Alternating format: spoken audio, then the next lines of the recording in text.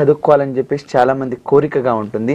కానీ విదేశాలకు వెళ్ళలేకపోతారు. అలాంటి వాళ్ళు ఎలాంటి పూజలు చేస్తే బాగుంటుంది అంటారు? తప్పకుండా విదేశీయాన యోగం అనేది విద్య ద్వారా ప్రతి ఒక్కరి జీవితంలో ఆర్థిక లాభం పొందడానికి, ఆర్థికంగా త్వరగా స్థిరపడాలనే తపనతో ప్రస్తుత కాలంలో అందరూ కూడా విదేశాల్లో విద్యను అభ్యసించడము, తద్వారా ఒక మంచి స్థితిలో స్థిరపడడం అనేది జరుగుతూ ఉంది. అలాగా చాలామంది జాతకాలలో విదేశీయాన యోగం ఉన్నవాళ్ళు వెళ్ళడం అనేది పరిపాటి మనం వింటూనే ఉంటాం, తెలుసుకుంటూ ఉంటాం. కానీ మన జాతకంలో అది లేదు. కానీ జాతకాల సంబంధించిన వివరణలు లేవు.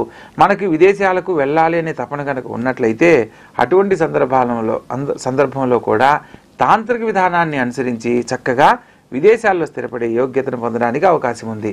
అది నేను మీకు ఇప్పుడు తెలియజేస్తాను. తెలుసుకున్న విధానాన్ని చక్కగా ఆచరించండి. మీరు కోరుకున్న విధంగా విదేశాల్లో స్థిరపడే యోగ్యతను పొందండి. మీరు చేయవలసిందల్లా ప్రతి నెలలో సూర్య భగవంతుడు ఒక రాశి నుంచి మరొక రాశిలోకి మారడాన్ని సంక్రమణ కాలం అని అంటాము. ఇప్పుడు మనకు జనవరి నెలలో మకర సంక్రమణం అంటారు. అంటే మకర రాశిలోకి సూర్యుడు ప్రవేశించాడు అని. ప్రస్తుతము మనకు మేష సంక్రమణం జరుగుతుంది. మేష సంక్రమణం అంటే మేషరాశిలోకి సూర్యుడు మారడం అనమాట. ఇలా మేష సంక్రమణంలో ఉన్నప్పుడు అంటే ప్రతి నెలలో 14, 15, 16 తారీఖుల్లో ఏదో ఒక రోజు రావడానికి అవకాశం ఉంది. ప్రస్తుతము మనకు 13వ తారీఖు మొన్న రవి సంక్రమణ కాలం జరిగిపోయింది కాబట్టి మరలా రాబోతున్న రవి సంక్రమణ కాలంలో ఇది తప్పనిసరిగా ఆచరించాలి. 14వ తారీఖు అలా వస్తుంది. ఆ 14వ తారీఖు నాడు సూర్యోదయ కాలంలో ఎవ్వరూ అంటే చూడకుండా ఉండే విధంగా అంటే తెల్లవారుజామున 5 గంటలకల్లా మీరు ఈ యొక్క విధానాన్ని అనుసరించాలి.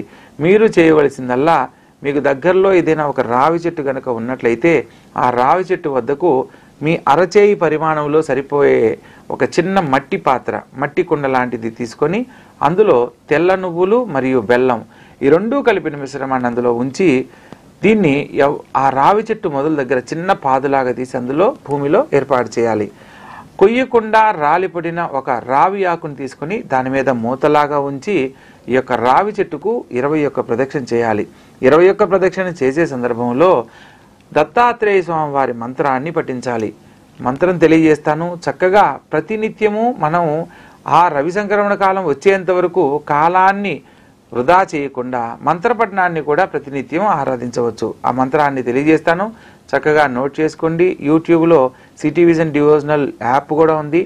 దాని త్రూ కూడా మీరు ఈ యొక్క విధానాన్ని తెలుసుకొని మరలా వినే ప్రయత్నం చేసి మీరు చక్కగా మంచి అవకాశాన్ని పొందడానికి అవకాశం ఉంటుంది. మీరు చేయవలసిందల్లా ఈ యొక్క మంత్రపటాన్ని స్పష్టంగా పలకడమే. ఓం ఆం హ్రీం క్రోం అహి దత్తాత్రేయాయ కరికరి హూం ఫట్ స్వాహ. మంత్రం మరొకసారి. ఓం ఆం హ్రీం క్రోం అహి దత్తాత్రేయాయ కరికరి హూం ఫట్ స్వాహ. ఈ యొక్క మంత్రాన్ని 21 సార్లు పఠిస్తూ మనము ఆ పఠించే సందర్భంలో రావి చెట్టు మొదల దగ్గర ఒక పాల చుక్కను వదులుతూ 21 ప్రదక్షిణను పూర్తి చేయాలి. ఆ పాలతో తడిచిన మట్టిని ఏదైతే ఉంటుందో ఆ మట్టిని కొద్దిగా ఇంటికి మనం ప్రసాదంగా తీసుకుని వెళ్ళాలి. వెళ్ళిన తర్వాత స్నానానికి ఉపయోగించే నీటిలో కొద్దిగా కుంకుమ పువ్వు వేసి ఆ నీటితో స్నానం ఆచరించాలి. ఈ యొక్క విధానాన్ని స్నానం చేయాలి. చేసిన తర్వాత మనం ఇంటికి వచ్చిన తర్వాత కుంకుమ పువ్వుతో నీటిలో వేసి ఆ నీటితో స్నానం ఆచరించడం విధానం. ఈ యొక్క విధానాన్ని ఎవరైతే ఆచరిస్తారో వారు కోరుకున్న విధంగా అతి శీఘ్రముగా విదేశీయాన యోగానికి సంబంధించి అది H1B వీసా గురించి కావచ్చు, లేదా GC గ్రీన్ కార్డుకి సంబంధించి కావచ్చు, లేదా వీసా ప్రాసెస్ సంబంధించి ఇబ్బందులు కలుగుతున్న వాళ్ళు కానీ ఎవరైనా ఈ యొక్క విధానాన్ని అనుసరించి చక్కగా శుభ ఫలితాలు పొందడానికి అవకాశం ఉంది. మనకు ఈ యొక్క మంత్రశాస్త్రము తంత్రశాస్త్రము ఎలా అయితే ఉందో వాటి ద్వారానే మనం ఏదైనా సాధించవచ్చు. కాబట్టి చాలామంది మంత్రపఠనం చేయలేని వాళ్ళు తాంత్రిక విధానంలో పరిష్కారాన్ని సులభంగా పొందే అవకాశం ఉందని మనకు శాస్త్రమే తెలియజేస్తుంది. కాబట్టి చక్కగా ఆచరించిన ప్రతి ఒక్కరూ గొప్ప జీవితంలో స్థిరపడ్డారు. మీ జీవితాలలో కూడా అటువంటి గొప్ప జీవితాన్ని పొందాలని ఇప్పుడు తెలుసుకున్న విధానాన్ని చక్కగా ఆచరించే ప్రయత్నం చేసి విదేశీయాన యోగంలో గొప్పగా స్థిరపడండి. చక్కని వివరణ